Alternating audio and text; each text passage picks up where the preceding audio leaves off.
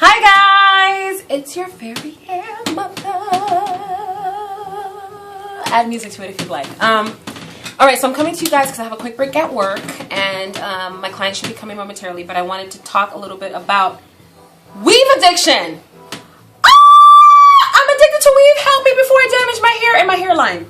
So we're going to have a conversation about that, okay? So for those of you who are just tapping into me, I'm Kanishia, your fairy hair mother. For those of you who know me, hello again. Alright? So let's talk about a couple of things, alright? Because you don't want to show up with your, with your ceiling missing. Or rather, you don't want to show up to the scene with your edges missing. You don't want to do that because you need your edges. Edges really help with those beautiful ponytails and those styles. I mean, we underestimate the power of edges till we don't have them. So we don't want to talk about how to lose them. We want to talk about how to preserve them, okay? So let's go into a celebration of weave. I want to be the first to celebrate extensions because I love them, okay? I have 18 units in my closet. I'm a collector of custom units that I make. And the reason why I started doing that is because I wanted to take tension off of my edges. I wanted to take tension off of my hairline. And when I discovered that I can have the look without the tension, I got so elated. I was so elated. And I said, I have to tell the world about this, especially, women like myself, women of color, and other women. It's not limited to just women of color. But I feel like anybody who is using and continuously using and abusing extensions can really end up in a really counterproductive situation as far as the hair growth is involved. So I want to first celebrate extensions. I think they're great. I think that they are an accent of beauty, and I also think they're a fashion expression. I mean, you could really change your look. Hair changes your face entirely. It changes what you're wearing, makes it more, it can make it more dramatic, it can make it more beautiful, it can make it softer, it can make it more edgy. So hair can really serve like a pocketbook and some shoes, seriously, especially the day and times that we're living in.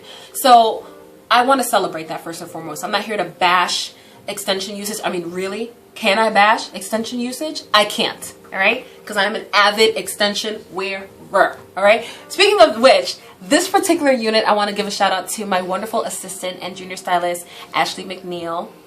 Find her on Instagram. Her name is Candid Beauty, exactly the way you hear it. I'll post it below, okay? But she really hooked up my unit that I've had for nearly, I believe I've had this for about 5 to 6 years. And so we recolored it. This is Remy hair, but we recolored it. We cut it, we layered it, and we just blow dried it. And I've done nothing else to it but just put it on. So I want to celebrate that. Okay? And in addition to that, it could serve as a protective style. So weaves can be something very protective for you if you're not abusing it. Okay, so I'm going to talk to you guys about the abuse that is happening with extensions, because a lot of people say, is that going to make my hair come out? And is that going to abuse my hair? Am I going to be bald when my extensions come out? Wrong, wrong, wrong, wrong. I want to trump that misconception because I have tons of clients that come in and they have a full mane. You wouldn't even believe it. You'd say to yourself, why are you wearing an extension again? And some of these women just simply feel like, I don't want to deal with my hair, or I just want a change of look. I want to be able to have some versatility. My hair poofs in the humidity. My weave does not poof. So with that being said, there are various reasons why people should choose an extension as a form of a protective style or as a form of expression. So I just wanted to state that. So let's go into a couple of things that could reduce the damage, all right? First and foremost, weave maintenance. My clients that come and sit in my chair, sit in Fairy Hair Mother's chair, they already know, listen, I'm sitting there, I'm getting my hair done, but she's not going to put this extension in if I do not agree to come in and get maintenance. I promote getting maintenance every 2 to 3 weeks. And with various other things, at home you have to make sure that you're not using a lot of product on the hair to make it too stiff or to make it too oily. Nothing like an oily weave. It looks horrible. It looks terrible. And if you could see here, I have a lot of natural shine happening. The hair barely, ooh, don't embarrass me in this camera. This hair scarcely has any product in it. It tried to embarrass me. But it's 6 years old, so whatever, right? At any rate, this hair has scarcely any product in it. I just have a little bit of leave-in conditioner when it was blown out and a tiny bit of gloss, of which I will show you later what I use in my extensions and what I recommend. So coming in to get your hair washed on the every 2 to 3 week basis is something that I recommend during the life of your extension. An extension, in my opinion, should not be worn anymore. A sewn extension with braids or even braidless extensions. Some braidless extensions, if they're sewn in, should be avoided in terms of wearing them past 2 months. Okay, I stamp and approve 2.5 months, 2 months. Anything after that, you're on your own. And if you come into the salon with it looking like a nest, there's going to be issues and you're going to get charged a whole lot more than you're accustomed to. So with that being said, keep it in no more than 2 months to 2 months and a half, and be getting it maintenance in between so that the hair bounces back, stays fresh, and stays beautiful. Another thing, braid patterns so we can avoid hurting the hairline. Your stylist, a skilled stylist, will start to see if there is any tension that is causing breakage or causing thinning. You have to alternate. Stylist, please listen to me. Alternate your braid patterns for your client. A skilled stylist can do this. If you see that one braid pattern is causing a lot of pulling and tension, change it up for your client. Let them know, hey, I'm going to try a different braid pattern today because I'm seeing some thinning and I don't want to compromise your hairline. Okay, so braid patterns are a really good way to start to avoid the damage happening to the hairline. Secondly, or thirdly rather, leave outs and relaxed on relaxed and natural hair. I see a lot of people, leave me leave out, please. Okay, this is my problem with leave out. It begins to get damaged too. A lot of clients go and they want the horseshoe out, they want the edges out, but they don't know how to care for it. There's a lot of heat damage happening to those areas, especially for my natural clientele. The ones that want the straight but they don't want to commit to a relaxer. That's fine. You don't have to commit to a relaxer, but what I am saying is to be very careful with the over processing of heat. We'll talk heat tools at another video about what are proper heat tools, and I'm not talking about certain brands that you buy at Walgreens and Walmart and Target. You got to be careful with the kind of heat tools you're using because some of them are not ceramic plated, tourmaline plated, and so forth, but that's another video. The point of the matter is that that horseshoe is wonderful, okay? What I do for my natural clients is I roller set it sometimes, or I heat form it, so that way I'm not putting direct heat on the hair and damaging the curl pattern. With relaxed clients, they want to be gelling it down over the extensions. They want to wet it like they wet the curly, the wet and wavy hair. Wrong, wrong, wrong.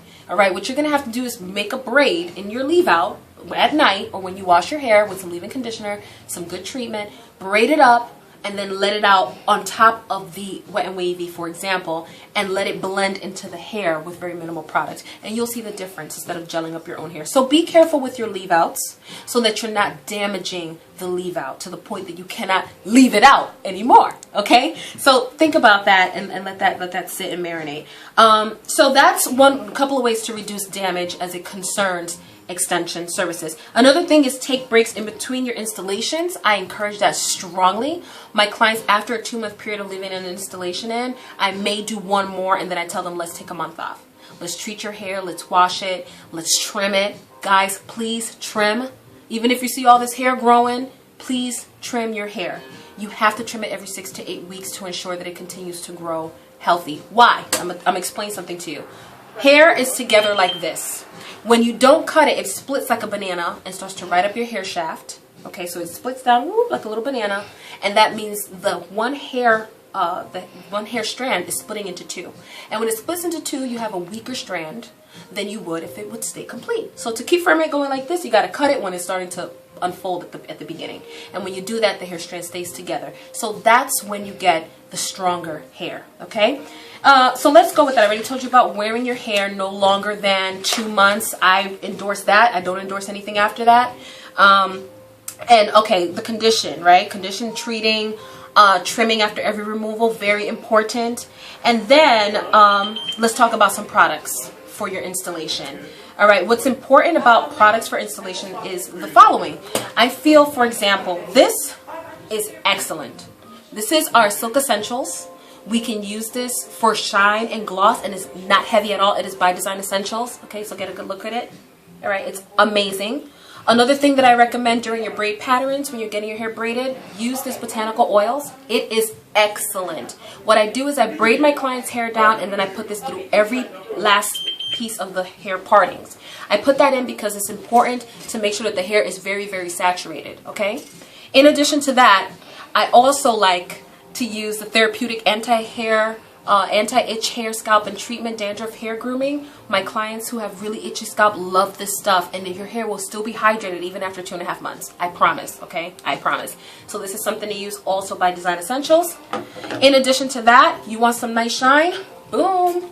You got it. All right? Ooh, I got too much of it. But anyhow, this stuff is going to make your hair shine, and it's weightless. All right. Also by Design Essentials, you can see I'm biased towards that. But at any rate, guys, I hope that I have shared some really good information with you. I'm telling you, if you want any more information, just comment below. I will leave my email. Please feel free to email me. This has been your fairy hair mother. For those of you who are addicted to weave, I hope you've taken some notes in this video. You've got to take breaks in between, and you've got to care for your extensions before you end up having no hair to look back on and be able to enjoy outside of installations. It is important that you identify with your stylist what your hair goal is, so that you don't become a career weaver. You don't want to become a career weaver. You want to be able to enjoy your hair and use it just to enhance your beauty of your hair, not to rely on it fully. So I've been your fairy hair mother. Enjoy, and I'll see you soon. Bye-bye.